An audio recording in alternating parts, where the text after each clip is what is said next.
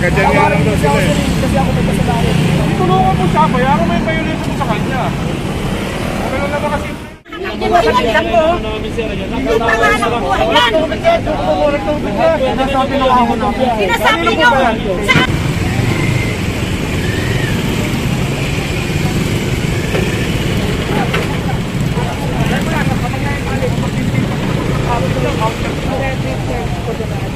At yun, at narinig yung sabi ni Sir, no? Isang napakabigat to. At dahil nagka-counterflow yung mga sidecar dito.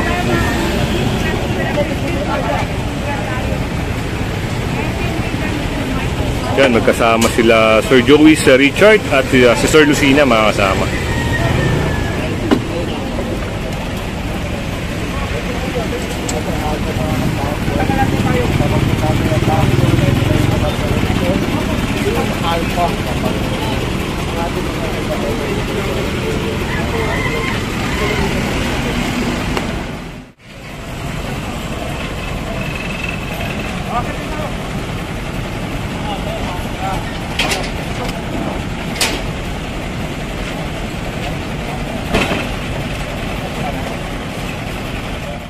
At ito yung mga yan, parang binahayan na nila rito, no?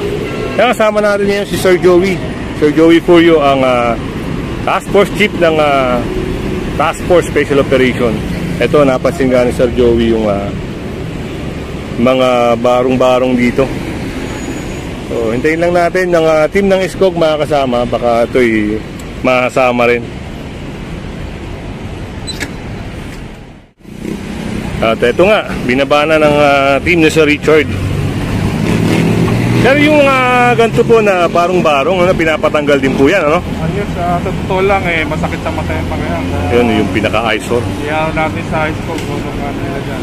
Kaya nito, wala naman to. So parang opo, hindi na rin iintindi to eh. Pag nakikita to, kaya papakuha natin sa school. Okay, salamat Sir Joey. Okay po, patatanggal na lang po, ano? Okay, salamat po. Ito, yung sidecar nga na ito mga kasama ay papatanggal. Tatantyahin kung kakayanin mga kasama, no? Pero kung kaya yan, sasakayan mga kasama at walang... Kaya ito.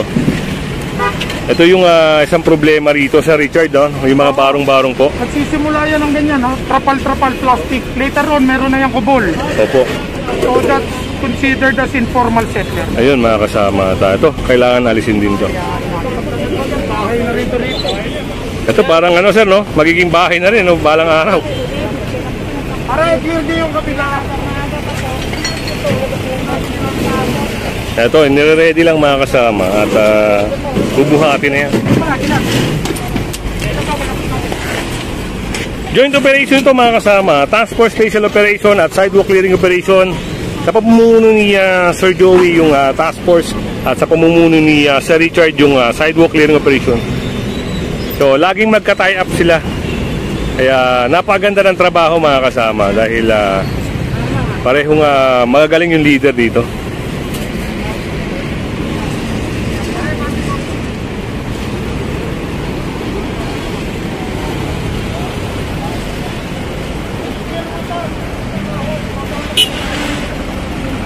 Pag mga gantong leader mga kasama, ito ay dapat alagaan.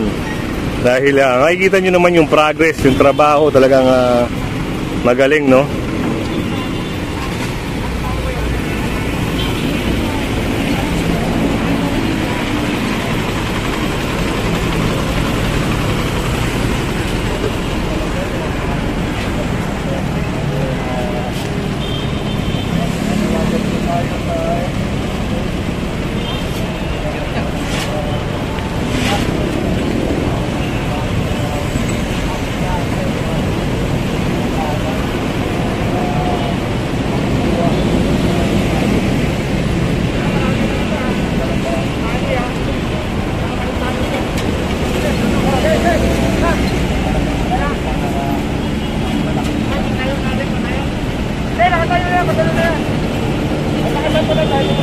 Ito medyo mabigat pero kailangan alisin dahil ito'y masakit sa mata. Ayun, according to Sir Joey nga naman, no? Eyesore. So So, at hindi lang yan. Ito, nagsisimula na sila magtayo ng mga bahay. Diba? Kita nyo naman yung barong-barong nila.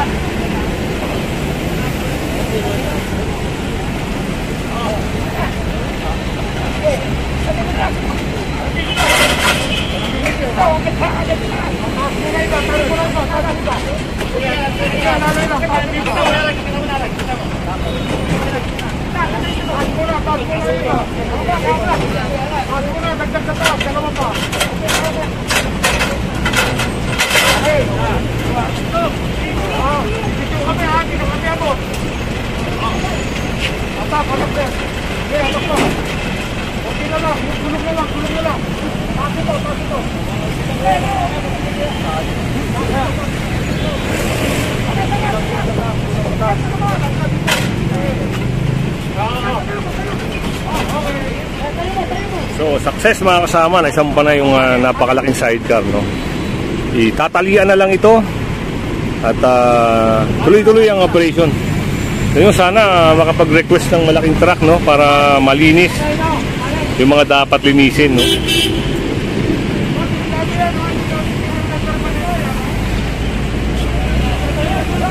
At yun, ako hahabulin niya ni sir. Tumakbo, oh. Nag-counter flow ngayon, mapupuntahan dito. Tatry natin, ha. Titignan natin kung mapupuntahan ng baka nasa loob na yun, sir. Malawak, eh. Sundan lang natin si Jefe Lucina para makita yung taong nag-counter flow.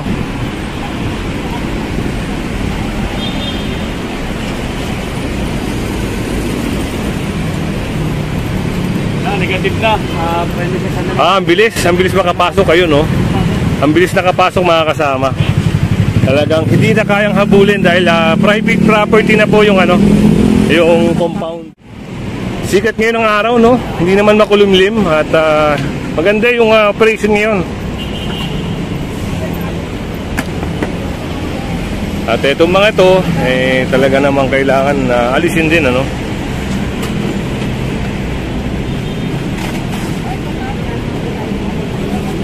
Dito na sila nagsimula magtayo ng kanilang mga barong-barong.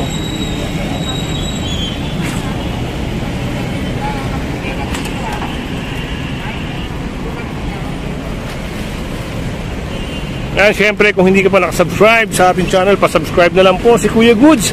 At pahit na rin notification bell para lagi kang update sa ating mga video.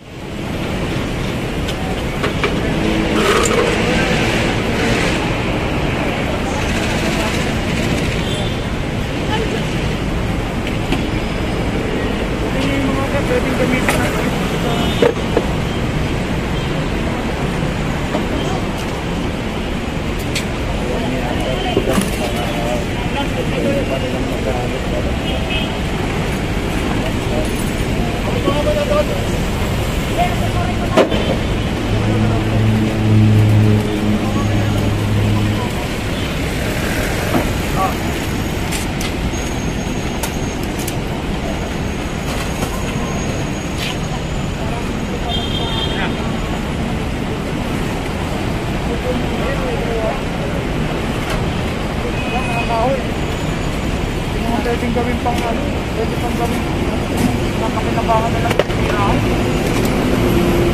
Pwede gawin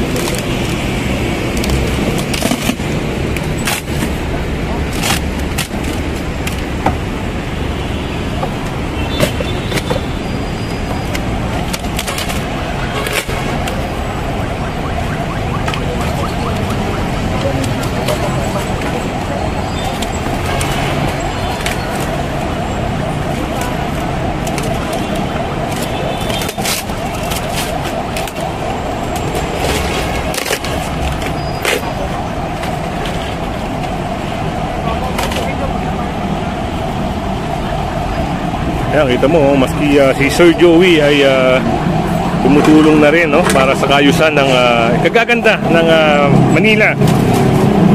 Yan ang dalawang grupo dalawang leader na napagaling mga kasama. Pag nagsama sila, talagang the best. Yung operation ay talagang successful.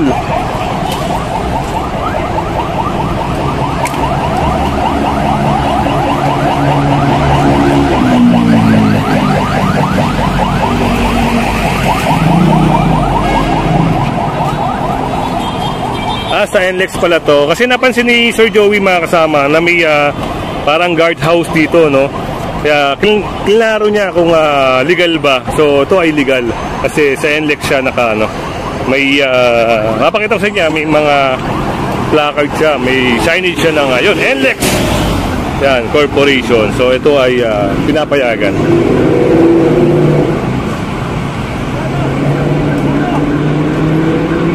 At punta tayo dito mga kasama, parang merong nakahuli dito.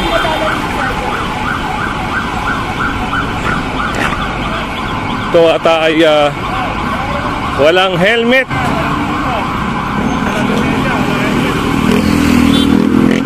Yun, walang lisensya pala si Kuya.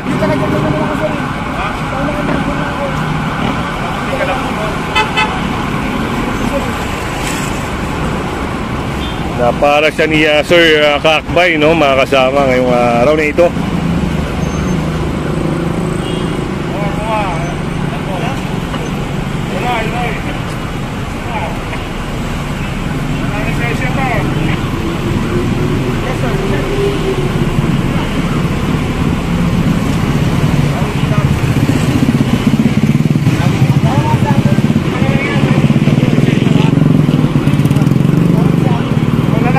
Ayan, si Kuya lang ang titikitan mga kasama. Dahil pag hindi ito nagbigay ng lisensya, baka ma-impound pa yung motor ni Kuya.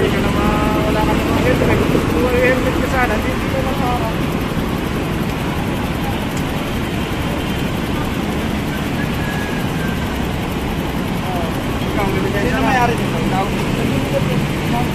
Ako may-ari.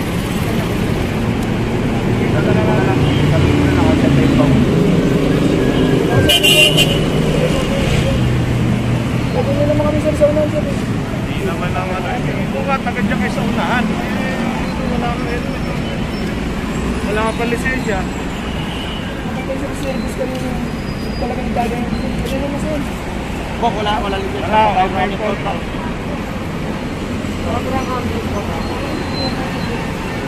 Bawal po yan yung ginagawa niyo dyan. Yung gagalaw. Pwede. Kaya akala ko sa index bawal.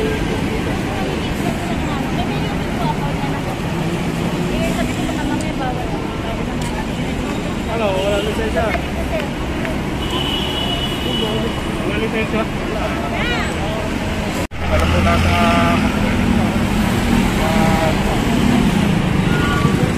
kuya. Ito, bibigay mo yung ito. Ha? O ngayon, ano ka tinira mo ngayon? Pagpapit tayo. Ha? Nakalin? Ayaw, ganyan baka tinira mo sa akin? Taga dyan nga lang daw sila eh. Kasi ako may kasalanan. Itulungan mo siya, bayaran mo yung violation mo sa kanya. Okay lang naman kasi ito yun eh. Hindi na mayari ng motor. O, ikaw mag-sacrifice. Nakita mo pala yun. Ano mo yan, tuloy natin. Puno ka pa kayo niya. So yun, bibigay na ni Kuya yung lisensya niya para tikitan mga kasama. Instead na ma-impound yung motor na ito, yun, si Kuya na lang magpapatikit. Sacrifice niya mga kasama. Dahil kung hindi po ito magbibigay ng lisensya si Kuya, i-impound po mga kasama. So yun, si Kuya nag-sacrifice para sa violation. Mga kasama, punta tayo dito.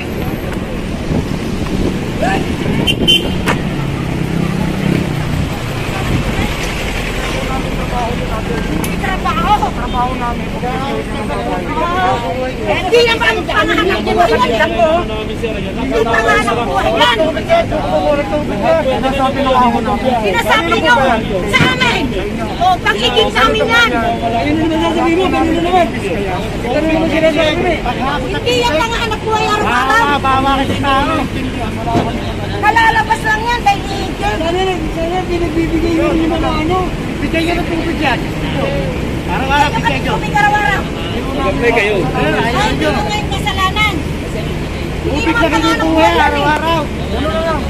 Kung meron po kayong against Akala ko pag hindi mo pag-secretary ng presidente, kita niyo mangyayari.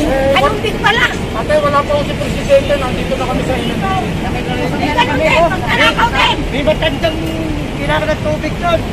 Batas din po kami Ay, pinatutupan. 6 years old po nanay namin. Ayun din po. Kailangan ng... Pwede nyo lang bigay nyo dyan. Doon na lang Hindi kami. naman po yung pagkalapuran. Tubig sa mga ano po. Kayo magiging nyo araw-araw. Usap lang yan. Ayaw pa yung bigay. Nandito ka na naman eh. Baka na pwede naman makiusap. Sige, makita nyo yung batata. Radyo na kayo niya. Gusto niyo pumunta kayo sa amin ang haba ng karayaan namin eh. Wala lang talaga kami. Karalabas sa garahe yan. Karalabas sa garahe. Kaya namin nakalupuhay yan. Tapos gagawin namin. Nakakala yung container. Pinaliwanag na nga namin. Ano ba? Ulit ko na ulit. Baka na ulit. Baka na kayo na ulit. Paliwanag kayo na paliwanag. Kahit ano rin yun lahat. Ulit lang yan. Makabiyahe yung cycle na yun. Hindi ba kayo iba talaga nyo? Punta nyo. Hindi nga namin pwede di-compromise sa kaligtasan ng motorista. Concern ka pala, hindi ikaw na Para sasandali kung ano. Ilalabas yung nakita niyo nandun ang container, inilabas. Dahil nakiigip. Hindi naman naka-stack niyo yun sa labas. Pupunta pa kami doon, ay nandito naman. Oo nga eh. Kaya nga nakikiusap na nga sa inyo eh. Nandito na, dadalhin nyo pa pero ano din yan. Kahit na punta kayo sa bahay namin. Sige po, gano'n na lang ha. At ayun, sila ate kasi pumunta dito mga kasama para kunin yung sidecar nila. Eh, hindi naman po pwede. At yun mga kasama, natikita ni Sir Kaakbay yung kanina. Napatakbo lang tayo dahil merong kumusyon dito sa